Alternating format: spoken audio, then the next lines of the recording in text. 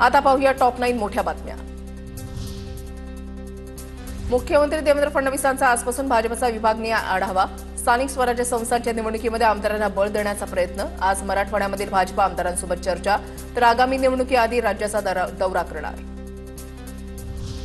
काँग्रेसची उद्या सोनिया गांधी यांच्या अध्यक्षतेखाली महत्त्वाची बैठक। संसदेच्या आगामी पावसाळी अधिवेशनासाठी पक्षाची रणनीती ठरणार। बिहारमधील मतदार याद्यांची पडताळणीबाबत चर्चा होणार। पुणे विद्यापीठाच्या परीक्षा विभागाच्या कारभाराविरोधात विद्यार्थ्यांचं आंदोलन। कॅरी ऑनच्या मागणीसाठी विद्यार्थ्यांचा धडक मोर्चा, शेकडो विद्यार्थी सहभागी।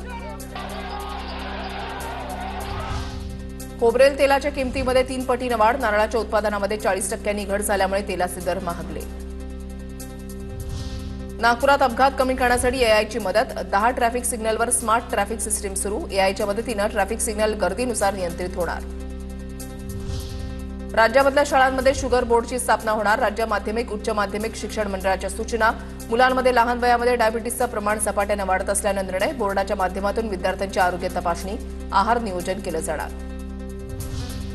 शक्तीपीठ महामार्गावरून कोल्हापूर जिल्ह्यामध्ये संघर्षाची चिन्ह। शक्तीपीठ महामार्गाच्या समर्थनार्थ गडिंग्लजमध्ये शेतकऱ्यांचा मोर्चा। महामार्गासाठी जमीन घेण्याची मागणी।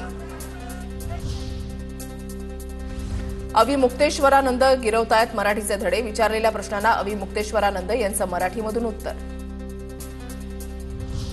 शुभांशु शुक्ला आंतरराष्ट्रीय स्पेस स्टेशनहून पृथ्वीवर येण्यासाठी रवाना। उद्या एक्सिओम 4 कॅलिफोर्नियामध्ये समुद्रामध्ये उतरणार। अंतराळामध्ये शुभांशु शुक्लांचं 18 दिवस वास्तव्य।